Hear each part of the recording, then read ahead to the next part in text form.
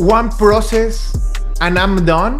Like if hey Art, I'm gonna start building my process. I'm gonna start right now. I'm planning to finish right now in September. I did it and that's it.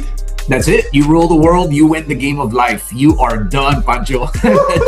You're one and done, baby. That's it. One check. Yeah. Check. Yeah. Process. Don't check. we wish it was that simple, right? Don't we wish it was that easy? It's not lead generation. It's trust generation. 1000%. People is like, I want leads. Dude, how are you going to generate leads or close those leads if people doesn't know you? You're like, they are going to spend in your service $15,000, 20. They are commercial over $100,000, and right. they're going to sell it just because you knock their doors. Right. Exactly. Sales or marketing first. If I am starting. Well, being the example that you just gave, right? If we have a door-to-door salesman and they show up with a badge of, 123 Roofing, but that homeowner has never heard of them, I don't know that that's going to have the same impact as it would if that homeowner had seen a truck with 123 Roofing on it, a billboard with 123 Roofing on it, social media with 123 Roofing on it.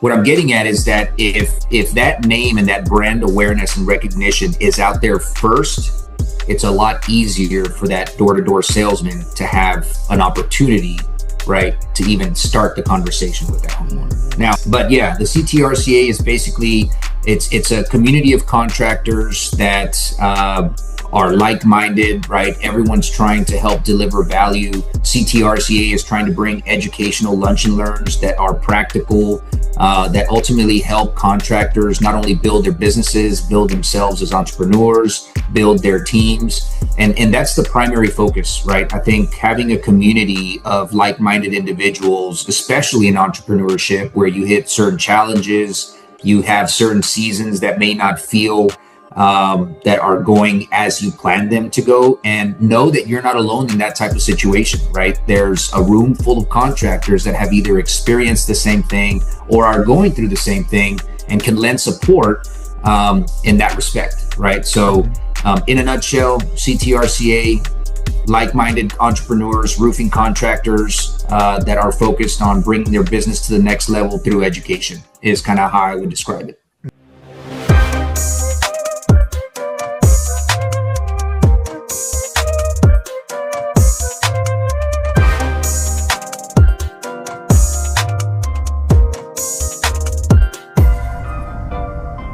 What's up, roofing fam? Welcome to one more episode, Roofers Going Digital TV. Today, we have a good friend, an association colleague, Art. Welcome to my show, my man. What's up, Pancho? How you doing? I'm good, and yourself? I'm doing great. Thank you for your time, for being here, Art. No, the honor and the privilege is all mine. I appreciate the invitation, and this is a unique experience for me. So, looking forward to getting started, and wouldn't have it any other way than be able to do it with you. So on Roofers Going Digital. Nice. Thank you very much, Art. Art, in this show, this is your show. We love stories. We want to know who you are. How do you start in roofing? Everything. We want to know everything about you. Yeah, absolutely. So I have kind of an interesting story, I think. I come from a 20-year banking career. I was in banking and operations management. I was doing that for, I stumbled upon it, got started early on. And I have a brother-in-law that's actually, and who you're familiar with, Chris Arriaga. He's on the board over in Harka. And he had been tugging at me for a while. We were trying to find just the right match on, where would be a good fit, right, for me to jump into the roofing industry. And so back in 2016, we had a pretty significant hailstorm here in San Antonio, which I think a lot of roofers actually wound up getting their start back in 2016 because of how big that storm was. So that was, a perfect kind of opportunity for me to dip my toe in the water, and went out and started doing some roofing sales. And as you can imagine, right, the training was every bit of 5 minutes on a roof, showing a hail hit, given a ladder, cap, and a shirt, and I was off to the races. So that's where I first dipped my toe in the water back in 2016. I did that for a couple of years and then got away from the industry for a little bit. And then in 21, an opportunity came up with Malarkey as a territory manager for South Texas. And so I interviewed with them and had an opportunity to get started and kind of strengthen my career in the roofing industry, and decided to make a complete switch and be out in the field. So it's been great ever since. I mean, everything that I was told about the roofing industry was it could be very rewarding. It could be a lot of fun. And it's been every bit of that, especially with Malarkey for sure. Nice. So, hello to Chris Arriaga, by the way. Yeah, shout out Chris Arriaga. Oh yeah. So Art, what were your first experience once you start in this industry, coming from another completely different one? So, again, interesting, right? So I started November 27th of 2021. This was the week right after Thanksgiving. This was going into the holidays. This was, very, very quiet, down low, roofing time, right? So I buried my nose in every bit of the website, that we have, all the documents and resources in there, just starting to refamiliarize myself with products, some of the technical components with installation, and, reading just everything that I could in terms of the steep slope roofing, right? That's what we specialize in at Malarkey, is residential steep slope roofing. So, I buried myself and inundated myself in as much information as I could, so that when 2022 would roll around, I could, hit the ground running and start getting after it. So, it was an interesting time for sure to come on, given how quiet things were during that time of the year. But again, I think it allowed me the opportunity for a little bit more preparation, as I started getting out into the field and calling on contractors. Okay, and do you think roofers operate similar, or the industry is similar than the banking industry? Or roofers operate similar to banks? How do you compare that? That's a very good question. The role that I had in banking was operations, right? It was all about processes. It was all about optimizing efficiencies. That's kind of the hat that I wore, so to speak, right? In my last 12 years in the role that I held. So I think that in that way, being that roofing contractors, right, a lot of them are one-man shows, they're entrepreneurs, they don't have that type of structure, and I think oftentimes can create a little bit more chaos than they would like, right, without taking the time to establish those types of processes. So I don't think that you can really compare an entrepreneur, right, to a very compliance-driven environment that is banking, heavily regulated. So there's just a tremendous amount of structure that has to occur in banking versus, an entrepreneur contractor that's trying to wear all the hats, right? Accounting, marketing, sales, management, every bit that it takes to be a successful entrepreneur.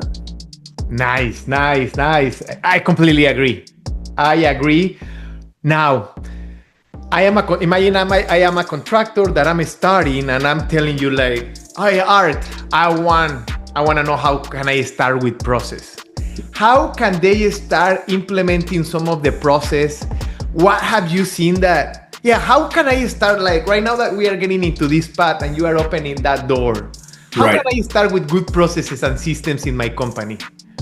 Well, I think if you think about it, in terms of everything that you have going on, right, as a roofing contractor, you're liable to pass out of where do you even start, right? Where do you even start to wrangle this animal that is your business and that has you going in every single direction, right? So it's the old adage of how you eat an elephant, right? It's one thing at a time. Pick one single process. And sometimes where you hear people say, I don't know where to start, just start. And the moment that you start and you fixate on one single process, you start to peel, right, every layer of the onion back and start to identify what that process actually looks like.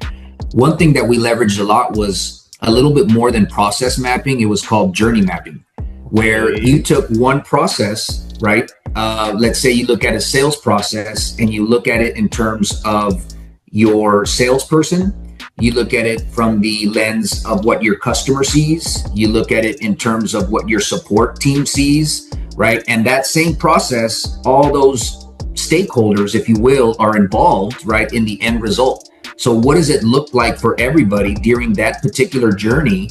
And that helps you identify a lot of pain points with the customer, your sales rep, with your support team. And that's where you're able to make, not only identify what the process looks like, but also make changes, right? And tighten up that process to make it a lot more efficient. Okay, I like it. So if I start with this journey mapping, is this journey about the client map journey or right. or internal journey? How do we start? Yeah, and that's a great question. So it's actually you literally, what we would do is we would get a board and we would actually make up fictional characters, right? So you're looking at it from the lens of everybody's role. You take a look at what the sales process looks like for the customer, right? You take a look at what the sales process looks like for the salesman. And then you take a look at what the sales process, that specific process, looks like for anybody that's basically touching or has any type of interaction with that specific process. You look at what their involvement is and the things that they're doing. Is that the most efficient way to do it to help streamline that whole process? So you're looking at it through everyone's eyes, right? And you're trying to identify where can we help make this just, less bulky, more aerodynamic, right? If you will. So it was really cool experience. But I think that's very applicable. I think to really any industry, any entrepreneur, any business model. If you really want to understand what your processes look like, you have to just, hit the pause button, stop, and then start to evaluate. But, time is a commodity that I think a lot of us don't have much of, right? So to pull yourself away from what your day-to-day looks like to try to evaluate that, as hard and as difficult as it might be, it's extremely important, I think, to just growth and development. 100% agree. Now, how well do I need to know the client to create this process? I think if you just understand what you're ultimately trying to deliver to the customer, right? Because again, you're less concerned with what the customer is really doing, more so than you are just their involvement in the process and what's required from them, right? Let's say you send them a sales contract. What does that look like on their end? What does it look like when they receive it? What does it look like when they send it off?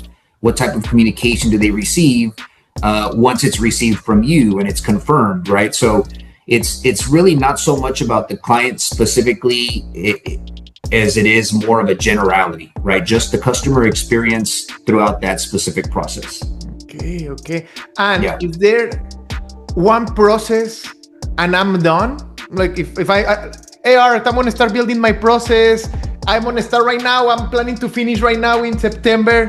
I did it and that's it. That's it. You rule the world. You win the game of life. You are done, Pancho. You're one and done, baby. That's it. One check. Check. Yeah. Process. Don't we wish it was that simple, right? Don't we wish it was that easy? No, I mean, I think in, I don't have any personal experience in entrepreneurship, right? I think you could probably answer that more than I could. But I think just understanding what types of things are happening in your business, right? And how you go about executing those things is where you start to develop what that process looks like, right? And you're able to put your finger on how many processes do I really have to address? Because again, I think you just get so involved in your day-to-day hustle and bustle of doing things that it all feels like one, right? Like you said, it all feels like one giant ball of organized chaos. And that's just how things roll, and that's just how things work, right? But if you're able to, really pinpoint, hey, this is kind of what happens when I do this, or this is what I need to do when I do this type of task, and break it down into all the steps from start to finish, that's when you're able to, again, be able to streamline that. Okay. Now, I have seen. Do they end? Do the process creation and the process mapping, do they end? I could answer that with, I think, another question, right? Does development ever end? right? I mean, you can't stop developing. You can't stop. There's constant change, right? There's constant change that's going to lead to some level of involvement from either your sales side, or you implement a new software that's going to change your process. Client behavior starts to look different, right? That's going to change your process. So I think one of the most dangerous, things to think of, or schools of thought, right, in business is we've always done it that way, right? You stick to a process, you identify it, you hit it out of the park. You're super proud of the work that you did to get to this, this very secure method of doing something, but you can't think of it as just a one and done deal, right? That's what's going to be serving your business for now. But as things evolve and things change, you have to keep those things, open to, like I like to say, right? You course correct, right? You have a plan, you establish it, you start on that path. And as things change, you have to make adjustments, right? Just like quarterbacks, they have to call audibles at the line when they read the defense. That's always changing. So 100%. Yeah. Also, the team changes. So fam, for everyone that was listening to this, the process implementation, the process execution, the process creation never going to end. And it's not only one process. Each area of your business is going to have a process. And Art, I know all this because this is one of my challenges. Yes. Right. And I have another question. And everything that I'm telling you is because I went through it. Okay. My other question is, or this is more like I have seen this, is more like a comment, and I want your opinion. We see young entrepreneurs that they have their companies is pretty new, 1-2 years. They don't know their process, but they want to start building it. But they haven't sold enough roofs to know. So how do you, and that's one thing that I have seen in my case, that I was that person. No, like in reality, like I wanted to build processes, but like, what process are you gonna build if you don't even know it as a owner? What do you think about that? Correct. I mean, that's 1,000% accurate, right? I think in order for you to actually start building processes, you have to understand your business first. So one of the, I would say, challenges, right, that maybe some contractors have, or entrepreneurs, whatever industry they might find themselves in, is you try to grow too quick. You try to bring on people that you think that you need help with, but you haven't fully understood what your business is doing and what it looks like, right? You haven't been doing it long enough. So I think that's important, right? Establishing a good baseline of, what your business is doing in terms of revenue, right? What your business is doing and where your time is being utilized, right? And then you're able to understand it a little bit better to where, what gaps do you need help filling? Right. But until you're actually in it for a while, you can't try to, I think, scale or grow too quickly without having the right processes in place, without truly understanding your business, your model, your vision, or even what direction you're trying to take your company in. Right. Because what'll probably happen is you're going to bring in somebody to help you, and to you, it all makes sense. But from an outsider coming in, they're like, where do we start? What am I, So I think in order for you to keep and find the right people, the best people, you need to have a clear path and direction for them on exactly what it is, as a business owner that you need help with. Otherwise, it's going to be tough to keep them, right? And for your business to ultimately, propel forward and succeed.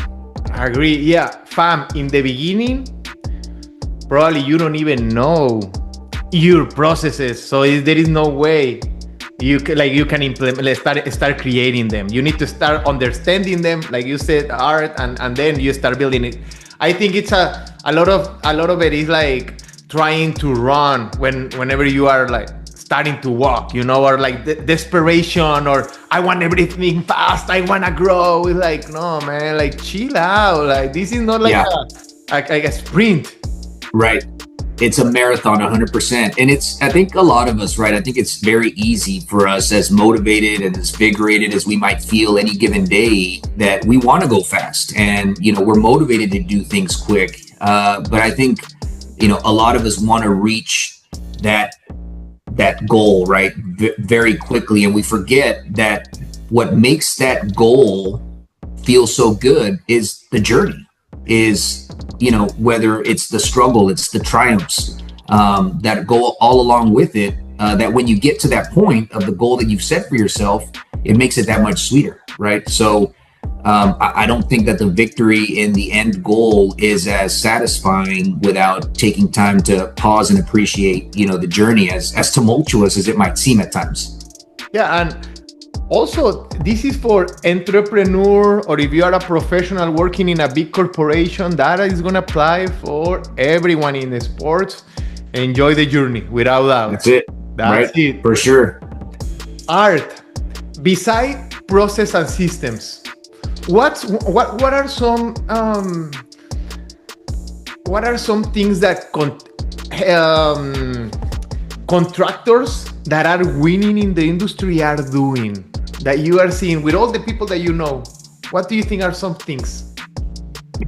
Man, I mean, you know, and this is not just a plug for, right, RGD, but I think a lot of the success, right, comes from, obviously we already talked about the importance of processes, right, and hiring people with the right direction. But I think the ones that are really finding success are the ones that are taking time to market, you know, on digital platforms. I've seen a lot of, you know, contractors that hadn't spent as much time focusing on their digital content and presence, if you will. And once they started really just doing a little bit more than what they did before, not saying you have to jump in with both feet, right? But just start doing a little bit more than what you've been doing before. And it seems to have, you know, created some return for the contractors that I work with. It just creates a lot more presence in the market, a lot more visibility. Brand awareness is another one, right? But more importantly, I think it helps establish credibility. For those contractors that are out there posting job sites, posting themselves on roofs, posting themselves, right? Because one of the biggest things that I think contractors have to overcome, especially after storms, is what's the biggest thing hindering a homeowner after a storm, right? It's, am I going to get scammed? Am I going to give somebody money that I'm never going to see that money again? I'm never going to see the work, right? So I think homeowners are just being a lot more careful, right, on who they choose to do the work for them. And so a lot of that includes online research, be it reviews, be it Facebook, you know, TikTok. I just had some work done here at home, and part of the reason that I chose the contractor that I chose was because I'd been following them for a little over a year and a half. And so I knew they were established. They have a tremendous amount of social media content that is educational for the end user, right? So for me, I had to make a choice on who I was going to select. I just turned to their video library. They were on job sites. They were talking about their products. They were talking about their processes. And they were talking about ultimately the value that they try to bring to their homeowners. And so all of that combined made it very easy for me to choose them to do a project for us here at home. Nice. Yeah, the name of the game, and I use this phrase a lot. Probably I use it almost in every episode, but the name of the game is not lead generation, it's trust generation. 1000%. People is like, I want leads. Dude, how are you going to generate leads or close those leads if people doesn't know you?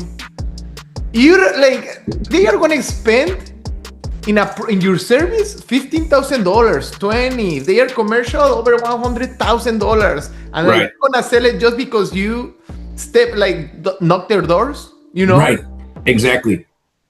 Yeah. And I think it's also worth adding, right, that there's also a big difference between ChatGPT, for example. Right. I mean, that is very useful in creating, I think, some flyers, things of that sort. But I think there's a big difference between just posting flyers and actually being out on a job site, posting yourself, talking about things that homeowners encounter on roofs, what problems look like, how they solve them. Right. Again, that educational component for the homeowner that they can really look to that contractor and say, okay, he has my trust. They've established enough credibility. I've seen them on job site after job site after job site. They're not a fly-by-night contractor. So 1,000%, it's not just about lead generation. It's generating trust. It's generating credibility. That's ultimately going to help that homeowner decide, okay, I'm comfortable enough to give this contractor 10, 15, 20 plus $1,000, right? You said commercial goes even greater. So that's a lot of money that homeowners are forking over. And so, they're just going above and beyond on the research to make sure that they're giving it to the right person. Yeah, and also the homeowners are really, really well prepared. Sometimes they know more about a lot of sales reps. They know what they are talking about. They already talk with 3 contractors. They already study. A lot of them, they went to the university. They have really high jobs. Right. Yep. And that's where we are going to go to face every day, sales. And that's already, very much in motion. So, I get a lot of calls from contractors because they run into a homeowner who spent an hour, 2 hours on our website going over everything, and they bring up Malarkey and, they don't have enough information on it to be able to, talk to that homeowner about it. So they reach out to me and say, hey, I need some input. I need some information. What products are you guys offering? What is it? Because this homeowner is asking me specifically for this. They spent a lot of time online, clearly researching. And I think, you bring up a good point, right? I think homeowners, especially now that I think the bigger demographic, right, of homeowners are millennials. We're the ones that are, and I say we, I'm on the cusp, right? So don't start getting ideas, but nonetheless, I'm in that demographic, and I think we occupy a big part of the home ownership, or the homeowner, pie, and research is a big part of our makeup, I think, and so I think that's where you're seeing a lot of that trend, in that direction. Yes. Yeah, 100%. Art. This is the $1 million question. Sales or marketing first? Sales or marketing first? If I am starting. Well, being the example that you just gave, right? If we have a door-to-door salesman and they show up with a badge of, 123 Roofing, but that homeowner has never heard of them, I don't know that that's going to have the same impact as it would if that homeowner had seen a truck with 123 Roofing on it, a billboard with 123 Roofing on it, social media with 123 Roofing on it. What I'm getting at is that if that name and that brand awareness and recognition is out there first, it's a lot easier for that door-to-door salesman to have an opportunity, right, to even start the conversation with that homeowner. Now, we're in an industry where there's a ton of skilled door-to-door salesmen, right? We have a lot of education surrounding door-to-door sales. I think it's a big makeup of obviously our roofing industry. But to answer that question specifically, I think that there's greater probability of getting your foot in the door and or closing the sale if you've done your job on the marketing side first. Personal opinion. Okay. But Art, I don't have any budget, man. How am I going to start with marketing with no money?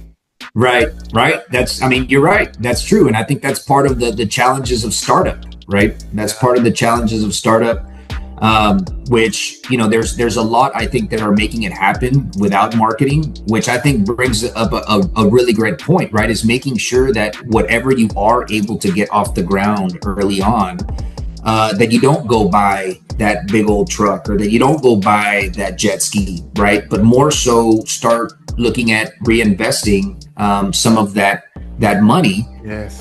into some level of marketing, right? That doesn't mean the whole piece of it needs to go, but you have to set aside some kind of admin fee, something that's going to start to create that brand awareness for your company to then create the more ideal situation, right? And let's be real, right? To start a business from scratch, it's not going to be ideal. It's not going to be perfect.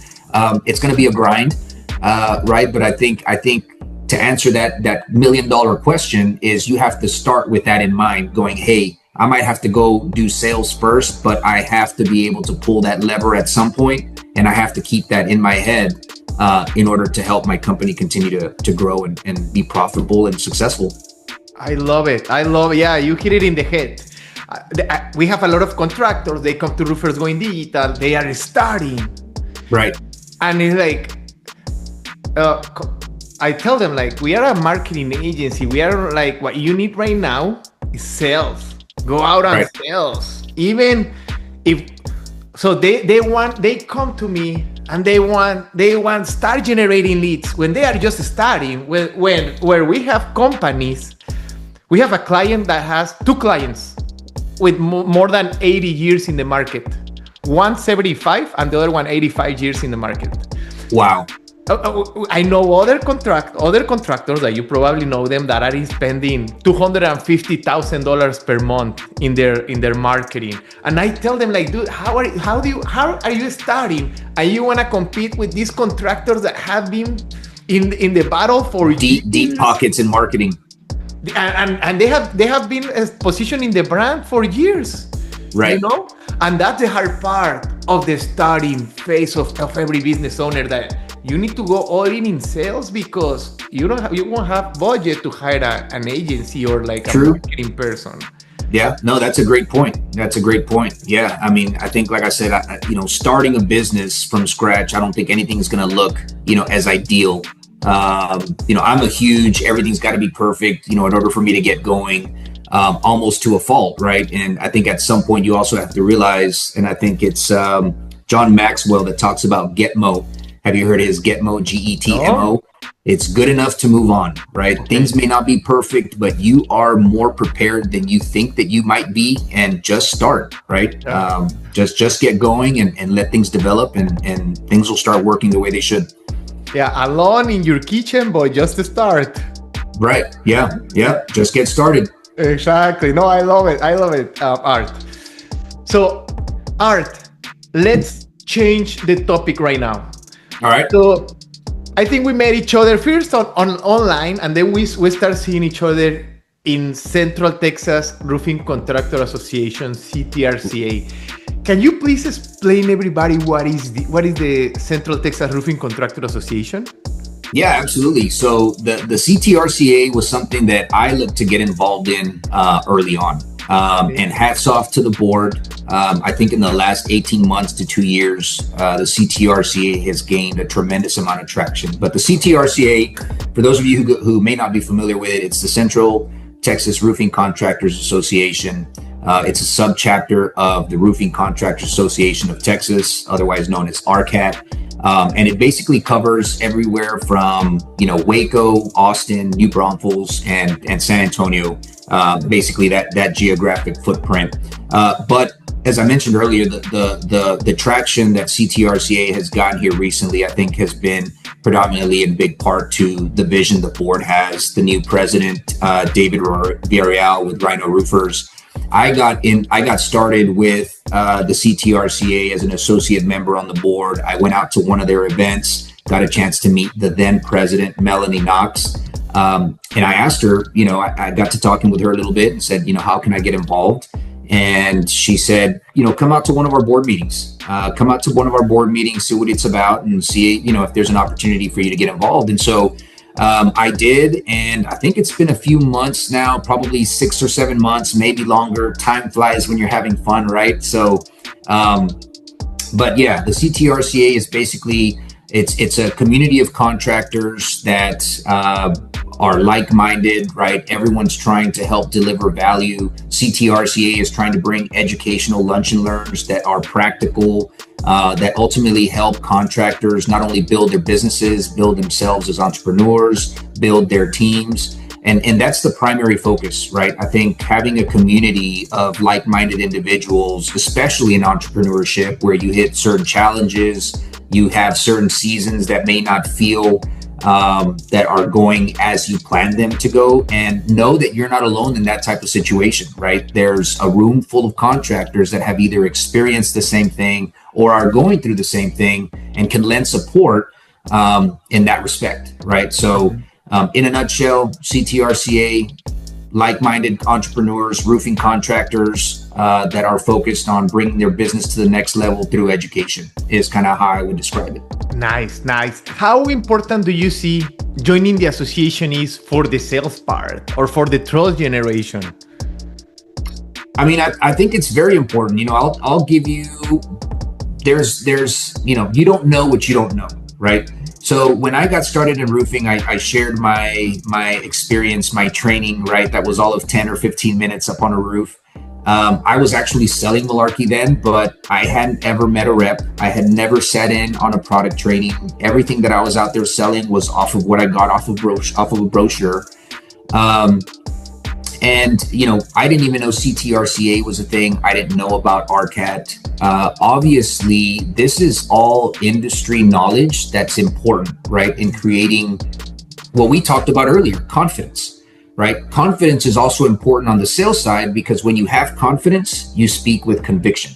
When you speak with conviction, you gain trust. Once you gain trust, you gain sales, right? We connected those dots earlier. So I think educating your sales team, educating yourself as a business owner are important. And all these other industry organizations like RCAT and the CTRCA are on that mission, right? To help deliver not only that education, but create that community where you can go and bounce ideas, you know, or experiences with other people that may have experienced something. And you can either help mentor somebody that's starting out, or look for somebody that can give you that mentorship, right? To take your help take your business to the next level.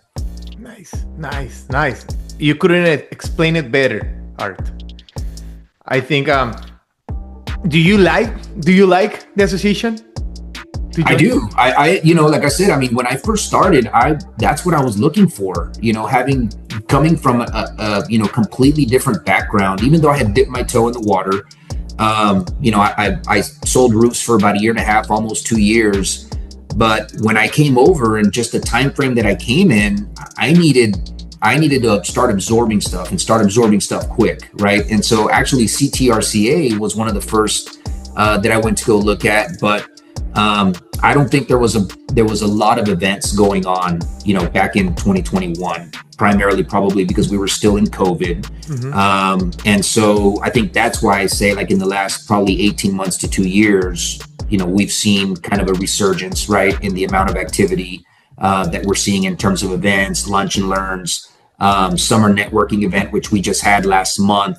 Next week is going to be even awesome, you know, with Chad Michael, insurance restoration guru.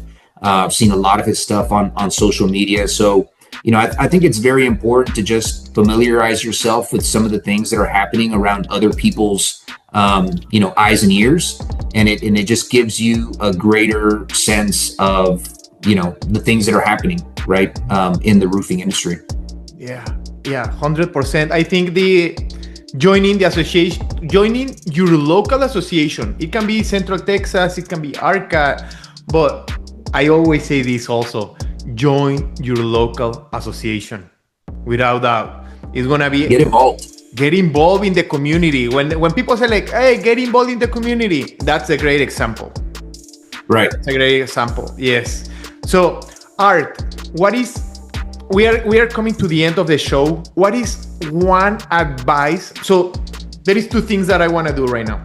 What is one last advice that you want to give to the community? And the second one, where can roofing contractors contact you in case they want to talk with you, know more about process, know more about your products?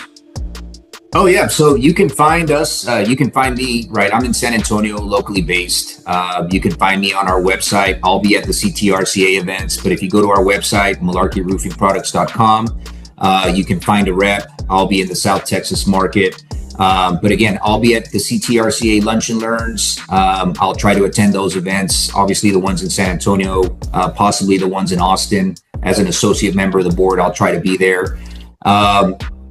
But as far as what the one piece of advice that I could give to contractors, I mean, I think we touched a lot of specific nuggets, right? But I would say, since there are a lot that have been and had experience, right, with other roofing companies, I think a lot that are just starting out have a pretty good idea on what some of the processes they want to focus on are, which is probably what led to them starting their own company. Is understanding your business first, right? Don't be in a hurry to grow or scale too quickly, right? Get your own feet under you and remember that it's a marathon. It's not a sprint. It's going to take time. It's going to be a grind. Keep going forward. Wake up and show up every single day. Do hard things, right? Even when it doesn't feel like it's something you want to do. But keep going. And keep going, keep betting on yourself all the time. You'll get the right things, and just make sure that you surround yourself with the people that you think are going to give you the best opportunity to win.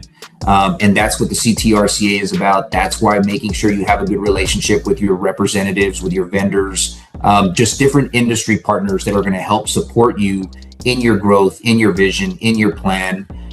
Because like they say, right, you want to go, you want to go fast, go alone. You want to go far, go together.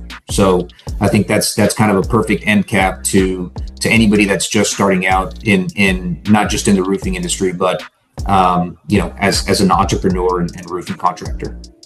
I love it. Awesome. Art, thank you very much. Thank you for all your advices. Thank you very much for your time. Thank you, sir. I appreciate it, Pancho. From me and all the listeners that are gonna take all these advices. Talk to you soon. See you on Tuesday. Sounds good, my friend. I'll see you then. Thanks again for the opportunity, Pancho. You too. Bye-bye. Have a great weekend.